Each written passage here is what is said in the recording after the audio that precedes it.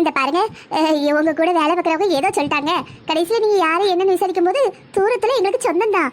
என் மாப்பிள்ளைக்கு நீங்கள் அத்தை பேரே. அப்படியாம்மா, ரொம்ப சந்தோஷம். என்னோட மகனும் மருமகளும் ரொம்ப வருஷத்துக்கு முன்னாடியே இறந்துட்டாங்க. என் பேத்தியை நான் தான் வளர்த்தேன். சும்மா சொல்லக்கூடாது, என் மருமக சரியான பையனாங்கோலி. ஆனால் என் பேத்தி நல்ல தைரியசாலி. எம்எஸ்சி, எம்ஃபில், பிஹெச்டி, அதுக்கு மேலே கூட ஏதோ ஒன்று படிச்சிருக்கா. ஆனால் என்ன படிச்சிருக்கான்னு எனக்கு தெரியல. இவ்வளோ படிச்சிருக்காங்களா? பார்க்க ரொம்ப அடக்கமா அமைதியா இருக்காங்க. ஏங்க, படிச்சவங்க அமைதியாக இருக்க மாட்டாங்களா? இல்லைங்க, இந்த காலத்தில் சில பொண்ணுங்க டிகிரி முடிச்சாலே நான் அப்படி படிச்சிருக்கேன், இப்படி படிச்சிருக்கேன், அப்படிப்பட்ட மாப்பிள்ளை வேணும், இப்படிப்பட்ட மாப்பிள்ளை வேணும்னு கேட்குறாங்க. ஆனால் நீங்கள் இப்போ வரைக்கும் நான் என்ன படிச்சிருக்கேன்னு கேட்கவே இல்லை. எங்கள் பாட்டி நான் யூஸ் பண்ணுற சோப்லேருந்து பண்ணுற ப்ரஷ் வரைக்கும் எல்லாத்தையும் அவங்க யோசிச்சு நல்லா விசாரிச்சு அப்புறம் தான் என்கிட்ட கொடுப்பாங்க. பரவாயில்லையே, உங்க பாட்டி மேல அவ்வளோ நம்பிக்கையா? ஆமாங்க, என் பாட்டி எனக்கு பெஸ்ட்டாக தான் கொடுப்பாங்க. ஆனால் எங்கள் பாட்டி சொன்னதுக்காக மட்டும்லாம் உங்களை கல்யாணம் பண்ணிக்க முடியாது. எனக்கு பிடிச்சா மட்டும்தான் கட்டிப்பேன். Very good. நான் கூட ஒரு நிமிஷம் பயந்துட்டேன். என்னடா என் தங்கச்சி எங்க அம்மான்னு சொல்ற மாதிரி நீங்க பாட்டி பாட்டின்னு சொல்லிடுவீங்களோன்னு. ஐயோ, அப்படியெல்லாம் தப்பாக நினச்சிடாதீங்க. எப்போவுமே நான் யார் சொல்கிறதையும் அப்படியே ஏற்றுக்க மாட்டேன். அதை நல்லா விசாரிச்சு எனக்கு சரின்னு தோணுனா மட்டும்தான் அதை ஏற்றுப்பேன். Very good, very good. இப்படிதான் இருக்கணும். சரிங்க தம்பி, நீங்கள் பொண்ணு கூட போய் பேசுங்க. அப்போ தானே உங்கள் ரெண்டு பேருக்கும் ஒருத்தர் புரிஞ்சுக்க முடியும். ஐயோ, இருக்கட்டும்மா. அதனால என்ன? கூச்சப்படாதீங்க மாப்பிள்ள, போய் பேசுங்க. இந்த காலத்தில் இதெல்லாம் சகஜம் தானே. தனியா போய் பேசுற அளவுக்கெல்லாம் பெருசா ஒன்றும் இல்லை. நான் அதை நம்பவும் இல்லை. பேசுற 10 நிமிஷத்துல என்ன புரிஞ்சுக்க முடியும்? ரொம்ப சரியா சொன்னீங்க. சரி, இருந்தாலும் பேசிக்கா என்ன பத்தின சில விஷயங்களை சொல்றேன். நான் சிகரெட் பிடிக்க மாட்டேன், குடிக்க மாட்டேன், சீட்டட மாட்டேன். ஆனா எனக்கு ஒரே ஒரு பேட் ஹேபிட் இருக்குங்க. ஒரு நாளைக்கு எப்படியாவது ஒரு 2-3 டைம்ஸ் ஆவது காஃபி குடிப்பேன். காஃபி உடம்புக்கு கெடுதலுங்க. தெரியும், ஆனா என்ன பண்றது, அடிக்ட் ஆயிட்டனே. சரி விடுங்க, இதெல்லாம் ஒரு விஷயமா? ஆஃபீஸில் ஒர்க் பண்ணுறப்ப அடிக்கடி கொஞ்சம் பசிக்கும். லைட்டாக காஃபி போனாதான் நாளை தள்ள முடியும். இதெல்லாம் எனக்கு புரியாமல் இல்லைங்க. காஃபியெல்லாம் நிப்பாட்டுங்கன்னு சொல்ல மாட்டேன், பயப்படாதீங்க. ஒருவேளை நம்ம கல்யாணம் பண்ணிக்கிட்டா நீங்கள் ஆஃபீஸ் போகிறப்ப நானே காஃபி போட்டு கொடுத்து அனுப்பிடுவேன். வாவ், சூப்பருங்க. நீங்களே காஃபி போட்டு கொடுத்துட்றீங்கன்னா வெளியே போய் நான் ஏன் குடிக்க போறேன்? அம்மா, உங்ககிட்ட எதையும் நான் மறைக்க விரும்பல. எங்க குடும்பம் பத்தி உங்களுக்கு எல்லாம் தெரியும்னு நினைக்கிறேன். தெரியுங்க, சொன்னாங்க, நானும் விசாரிச்சேன். ஆமாங்க, என்ன நடந்தாலும் எவ்வளவு எதிர்ப்பு வந்தாலும் என் மகன் அவன் விரும்புகிற பொண்ணை தான் கல்யாணம் பண்ணிக்கணும். அவனோட வாழ்க்கையில யாரையுமே எந்த ஒரு விளையாட்டு விளையாட விடவே மாட்டேன். அவன் சந்தோஷமா இருக்கணும், வேற எதுவும் எனக்கு வேண்டாம். எல்லாம் கேள்விப்பட்டேன் தம்பி. மகா மேல இருக்கிற பாசம் மற்ற எல்லாத்தையும் கண்ணை மறைக்குது. என்ன செய்ய, புருஷன் மகங்கிற உறவை கூட உங்க பொண்டாட்டியே உணர வைக்கல போல. சரி விடுங்க, எல்லா வீட்லையும் இருக்கிறது தான். எல்லா வீட்லையும் அம்மா மாதிரி பொண்ணுங்க மேலே தான் ரொம்ப பாசமாக இருப்பாங்க. ஆனால் வர்ற மருமக்குமாருக்கும் மகளுக்கும் சண்டை வர்றதுக்கு காரணமே அதுதான். வீடே துண்டாவதுக்கு காரணமும் இதுதான். என்ன பண்ணுறது, உங்கள் குடும்ப கதையை கேட்டதுக்கப்புறம் எனக்கே உங்கள் பொண்ணு மேலே கொஞ்சம் கடுப்பாக தான் இருக்குது. என் பொண்ணும் நல்லவளவாமா இருந்தா. என் பொண்டாட்டி தான் அளவுக்கு மீறி செல்லம் கொடுத்து கெடு தள்ளிட்டா. இப்போ மற்ற இதில் செல்லம் கொடுத்தா கூட பரவாயில்லம்மா. சரி, நம்ம பொண்ணு தானே, நம்ம தங்கச்சி தானே, நாங்கள் 2 பேரும் விட்டு கொடுத்துருவோம். ஆனால் அவள் சொல்கிற பொண்ணை தான் இவன் கெட்டணும்னு அடம் பிடிக்கிறா. அது எப்படி சாத்தியமாக இருக்கும்? அவளுக்கு பிடிச்ச பொண்ணை எப்படி இவனுக்கு பிடிக்கும்? வாழ போகிறது இவன் தானே. அது சொன்னால் புரிஞ்சுக்கவே மாட்டேங்கிறா. சரிடா, யாரையாவது லவ் பண்ணிட்டேனே, இவளை லவ் பண்ணுறேன்னு சொல்லிடலான்னு சொன்னா இவன் அதுக்கு சரிப்பட்டு வர மாட்டேக்கான். அப்பா என்ன மாப்பிள்ள இப்படி சொல்லிவிட்டீங்க? இந்த காலத்தில் பெற்றவங்க மருமகளை நம்மளை தேட விடுவாங்களா, அவங்களே கூட்டிகிட்டு வந்துடுவாங்களான்னு பயத்தில் இருக்காங்க. நீங்கள் என்னடானா உங்கள் பிள்ளை உங்களையே நம்பி இருக்காரு. இப்படி லவ் பண்ணலங்கிறது குறைப்பட்டுக்கிறதுல எனக்கு ஆச்சரியமாக தான் இருக்குது. இந்த பாருங்க, என்னை பொறுத்த வரைக்கும் என் பையன் கட்டிக்க போற பொண்ணு என் பையனை நல்லபடியா பாத்துக்கணும். அவனுக்கு நல்ல விதமா ஒரு பொருத்தமான மனைவியா இருக்கணும். 2 பேரும் நல்ல விஷயங்களையும் கெட்ட விஷயங்களையும் முடிவெடுக்கும் போது சரி சமமா ஒருத்தங்க கருத்துக்கு இன்னொருத்தங்க மதிப்பு கொடுத்து, ஒருத்தங்க சொல்றதை காது கொடுத்து, என் பையனுக்கு தேவைப்படுற நேரத்துல அவனுக்கு தேவையான அறிவுரைகளையும் ஆலோசனையும் சொல்ற அளவுக்கு புத்திசாலி பொண்ணாகவும் இருக்கணும். குறிப்பா முக்கியமா என் மகளை அடக்குற பொண்ணா இருக்கணும். நீங்க கவலையே படாதீங்க, என் பேத்திக்கிட்ட யாரோட சல்சாப்பும் பழிக்காது. ஆனா உங்க பொண்ணை பார்த்தா எனக்கு அப்படி தோணல. என் மக பொல்லாதவா. அவ வாயில பேசிய ஆட்களை கொன்னுடுவா. தேல் கொட்டுக்கு மாதிரிதான் அவ வாய். என்னங்க நீங்களே உங்க பொண்ணை இப்படி சொல்றீங்க? என்னங்க பண்றது, என் பொண்ணா இருந்தாலும் உண்மையை தானே சொல்ல முடியும். அதனாலதான் கல்யாணம் நடந்த உடனே என் பையனையும் மருமகளையும் தனி கொடுத்துல வைக்கலாமான்னு யோசிக்கிறேன். இல்ல மாமா, அது சரியா வராது. இத்தனை வருஷம் அவரை கஷ்டப்பட்டு நீங்க படிக்க வச்சிருக்கீங்க, வளர்த்துருக்கீங்க. எந்த ஒரு கெட்ட பழக்கமும் இல்லாத நல்ல ஒரு மனுஷனா எனக்கு கொடுக்க போறீங்க. உங்க குடும்பத்திலேருந்து அவரை பிரிச்சு கூட்டிட்டு போக எனக்கு விருப்பம் இல்லை. நான் வந்ததுக்கு அப்புறம் உங்க பொண்ணு உங்க வீட்டுக்கு வருவாங்க, போவாங்க. ஆனா தங்க மாட்டாங்க. அங்க வந்து நாட்டாம பண்ண மாட்டாங்க. அதை நான் பண்ண விட மாட்டேன். நீங்க சொல்றதெல்லாம் கேக்குறப்ப நல்லாதான் இருக்கு. ஆனா நடக்கணுமே. நடக்கும் மாப்பிள்ள, கண்டிப்பா நடக்கும். உங்களுக்கும் என் பேத்திக்கும் பிடிச்சிட்டா கல்யாணம் நடந்ததுக்கு அப்புறம் பாருங்க, எல்லாம் வழிக்கு வந்துருவாங்க. ஆமாடி மருமகளே, உனக்காக ஒரு மாமாவா ஒரு அப்பாவா அந்த வீட்டுல இருக்கேன். என் முழு சப்போர்ட் உனக்கு தான். உங்க பேத்தி பேசுறதெல்லாம் பார்த்தா இவங்களுக்கு நான் பொருத்தமா இருப்பேனான்னு சந்தேகமா இருக்கு. என்ன மாப்பிள்ள இப்படி சொல்லிட்டீங்க? உங்களுக்கு என்ன குறை? நீங்க ராஜாவாட்டம் இருக்கீங்க. இல்ல பாட்டி, உங்க சொத்துல எங்களுக்கு கால்வாசி கூட இல்ல. உங்க பேத்தியோட அறிவுல எனக்கு பாதி கூட இருக்கான்னு தெரியல. அழகுல ஏணி வச்சாலும் எட்டாது. அதான் யோசிக்கிறேன். இத பாருங்க, நான் உங்களை சிவான்னு கூப்பிடலாம்னு நினைக்கிறேன். தாராளமா கூப்பிடலாம். நான் ஒன்றும் பேர் சொல்லி கூப்பிடக்கூடாதுன்னு சொல்ற பழைய காலத்து பஞ்சாங்கம் கிடையாது. என் மனைவிக்கு என் மேல எல்லா உரிமையும் இருக்கு. ஆணும் பெண்ணும் சமம், கணவனும் மனைவியும் சமங்கிற கேரக்டர் தான் நானு. அப்படியா? ரொம்ப சந்தோஷம். இங்க பாருங்க, எனக்கு எல்லார் மேலையும் அன்பு காட்டவும் தெரியும். என்னைய இடிக்கிறவங்க இல்ல ரொம்ப வெஞ்சன்ஸா பேசுறவங்கள அடக்கி வைக்கவும் தெரியும். யாரையும் நான் அடிமையாக்க மாட்டேன். என்னையும் யாராலையும் அடிமையாக்க முடியாது. எனக்கு ஆணவமான பொண்ணு அப்படின்லாம் கிடையாதுங்க. பணத்தை பத்தி நம்மகிட்ட இவ்வளவு பணம் இருக்குன்னு ஒரு நாளும் நான் நினைச்சதில்லை. இன்னைக்கு வரை எங்க பாட்டிகிட்ட என்னென்ன சொத்து இருக்குன்னு நான் கேட்டது கூட இல்லை. என்னை பொறுத்த வரைக்கும் மனுஷனா பிறந்த எல்லாரும் அவன் தன்னோட சொந்த கால்ல நிக்கணும். அம்மாவோட சொத்து, அப்பாவோட சொத்து, தாத்தாவோட சொத்துன்னு அவங்க பேரை தூக்கிட்டு சுமக்க கூடாது. நமக்கான பேரை, நமக்கான அடையாளத்தை நம்ம தான் உருவாக்கணும். அம்மாடி, நீ பேசுறதெல்லாம் பார்த்தா நீ தான் என் வீட்டுக்கு மருமகளா வரணும்னு எனக்கு பேராசையே வந்துருச்சு. எனக்கும் தான்ப்பா. ஆனா அவங்க மனசுல என்ன இருக்குன்னு தெரியலையே. இதோ பாருங்க சிவா, நம்ம நிறைய பேசியாச்சு. எனக்கு உங்களை ரொம்ப பிடிச்சிருக்கு. உங்களுக்கும் பிடிச்சிருந்தா கல்யாண ஏற்பாடுகளை பண்ணலாம்.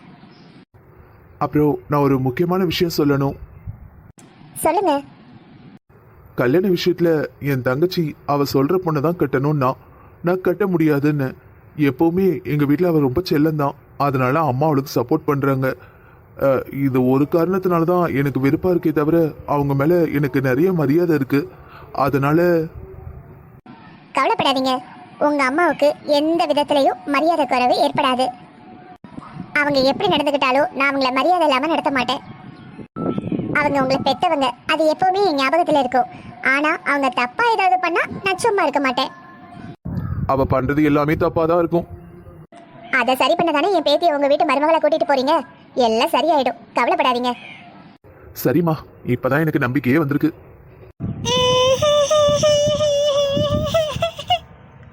எல்லாம் ஒன்னால வருது.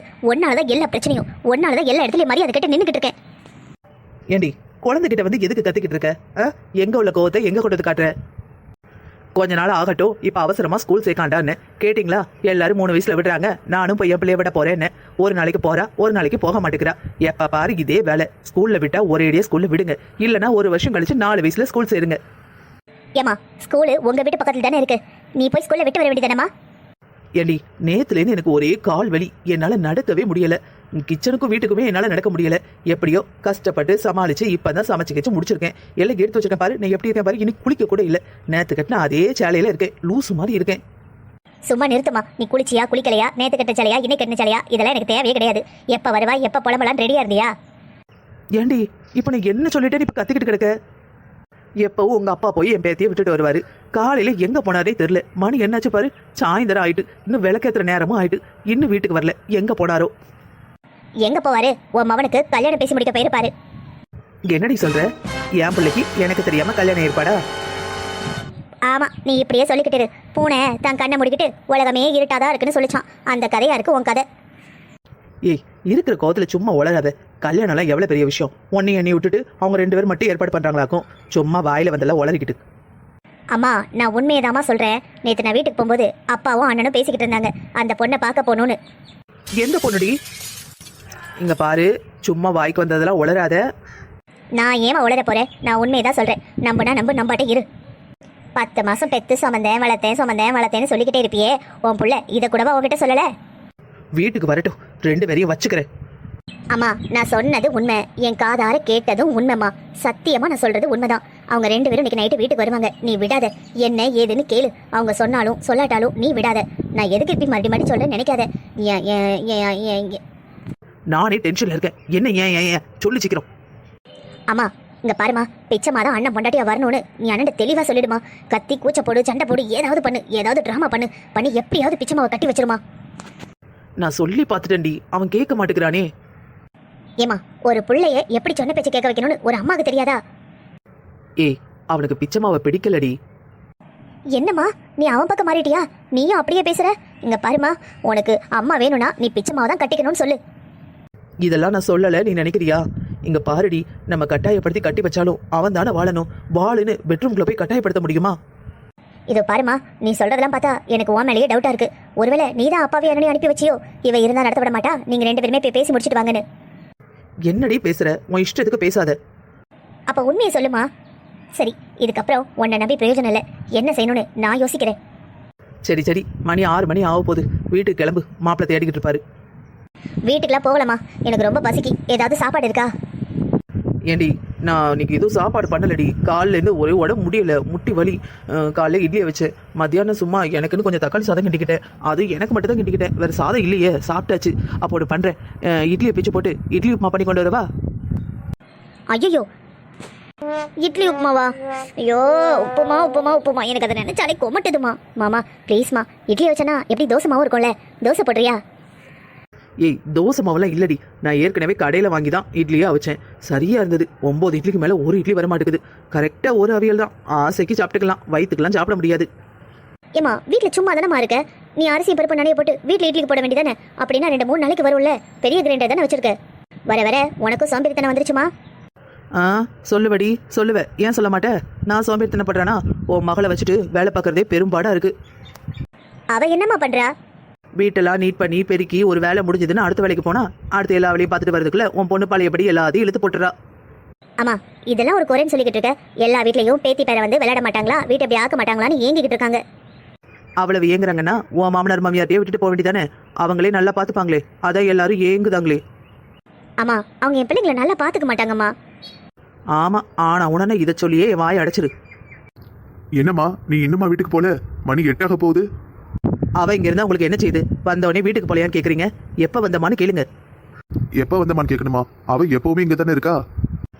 ஆமா ஆமா, நீங்க எப்பவுமே உங்க பையன் கூட சுத்தலாம், எப்பவும் என் பொண்ணு என் கூட இருக்கக்கூடாது, அப்படித்தானே? இப்ப எதுக்குடி வீட்டுக்குள்ள வந்தது வராதுமா கத்திக்கிட்டு கிடக்க? எனக்கு இன்னைக்கு ஒரு உண்மை தெரிஞ்சாகணும். என்ன உண்மை? உங்க புள்ள சிவாவுக்கு நான் தானே அம்மா. எதுக்குடி இந்த விபரீத சந்தேகம்? அதுவும் இத்தனை வருஷம் கழிச்சு? கேட்டதுக்கு பதில் சொல்லுங்க. ஆமா, நீ தான் அம்மா. அதுல என்ன சந்தேகம்? பெத்த அம்மா நான் இருக்க எனக்கு தெரியாம என் பையனுக்கு பேசி முடிக்கிறீங்களா? அதுக்குள்ள உங்க காத்துக்கு செய்தி வந்துருச்சா? பரவாயில்லையே, உளவாளி சரியா செய்தியை கொண்டு ஒப்படைச்சிட்டாக போல. அப்பா, உளவாளி அப்படி இப்படிலாம் பேச வேண்டாம். அம்மா கேட்டதுக்கு பதில் சொல்லுங்க. இங்க பாருங்க, நமக்கு மருமகளா பிச்சைமா தான் வரணும்னு நான் ஏற்கனவே சொல்லிட்டேன். பாத்தியா சிவா, நான் சொன்னேன்ல இதான் நடக்கும்னு ஏற்கனவே சொன்னேன்ல. உன் கல்யாணம் எடுத்த கையோட நீ தடி கொடுத்துன்னு போயிருப்பா. உன் கூட என்னையும் கூட்டிட்டு போயிடு. இது பாருங்கப்பா, நீங்க என்னை பெத்து இத்தனை வருஷம் வளர்த்துருக்கீங்க. உங்களை அனாதையா விட்டுட்டு என்னால தடி கொடுத்துன்னு போக முடியாது. அதுக்காக அந்த பிச்சம்மாவையும் கட்டிக்க முடியாது. டேய், என்னடா நீயும் விட்டு கொடுக்க மாட்டேங்கிற, உன் தங்கச்சியும் விட்டு கொடுக்க மாட்டேங்கிறா, அப்ப என்னதான் பண்றது? மா, எப்பவுமே மகா சொல்றான்னு யோசிக்காதீங்க. எது சரி எது தப்புன்னு யோசிங்க. 2 பேருக்கும் அம்மாவா இருந்து யார் சரியா சொல்றாங்களோ அவங்ககிட்ட இது சரின்னு சொல்லுங்க. யார் தப்பா பேசுறாங்களோ அவங்ககிட்ட நீ பேசுறது தப்பு, இப்படி பேசாதன்னு சொல்லுங்க. ஒண்ணு இந்த பேச்சை நீங்க விட்டுருங்க, இல்லைன்னா என்ன விட்டுருங்க. முதல்ல அவள் இந்த வீட்டுல இருந்து அவ மகளை கூட்டிட்டு போக சொல்லுங்க. டேய், என்னடா போக சொல்லுங்கன்னு சொன்னேன். என்னங்க, மணி 8 மணி ஆகுது. நீங்க போய் பிள்ளைய வீட்டுல விட்டுட்டு வாங்க, நேரம் ஆயிட்டு. அவ எப்படி வந்தாலோ அப்படியே போக சொல்லு. வீட்டுக்கு காலம்பர போகணும்னு தெரியாதா? இதே வேலை டெய்லி. அவளை பெத்தாப்பா நீங்க தானே, அப்ப நீங்க தான் அவளை பாத்துக்கணும். போய் கொண்டு போய் விட்டுட்டு வாங்க. ஏமா, உன் பேத்திய பெத்த அப்பனை எங்க? அவங்க அப்பாவை வர சொல்லு. வந்து அவங்க பொண்டாட்டியும் மகளையும் கூட்டிட்டு போக சொல்லு. வயசான காலத்துல அப்பாவை அங்க இங்கேயும் அழைக்காத. ஏற்கனவே அவருக்கு சரியா கண்ணு தெரியறதில்ல. ராத்திரி டைம் வண்டி ஓட்டக்கூடாதுன்னு உனக்கு தெரியாதாமா? இதோ பாரு ராஜி, நீ என்ன அநியாயம் பண்ணாலும் அட்டூழியம் பண்ணாலும் பிச்சம்மாவனை கல்யாணம் பண்ணிக்கிறதா இல்லை. நீ என்ன ஆட்டம் போட்டாலும் தகுடு தத்தம் போட்டாலும் உன்னுடைய எண்ணம் என்னைக்குமே நடக்காது. இடத்த காலி பண்ணு. அப்பா விட வரமாட்டாரு. உன் புருஷனுக்கு போனை போட்டு கிளம்பு. எப்படி வந்தியோ அப்படி. அண்ணா தயவு செஞ்சு அப்படி கூப்பிடாத. என் வீட்டுக்கே எனக்கு வர பிடிக்கல. ச்சே, வேற எங்கேயாவது போக்கிட்ட இருந்தா போயிடலாமான்னு தோணுது.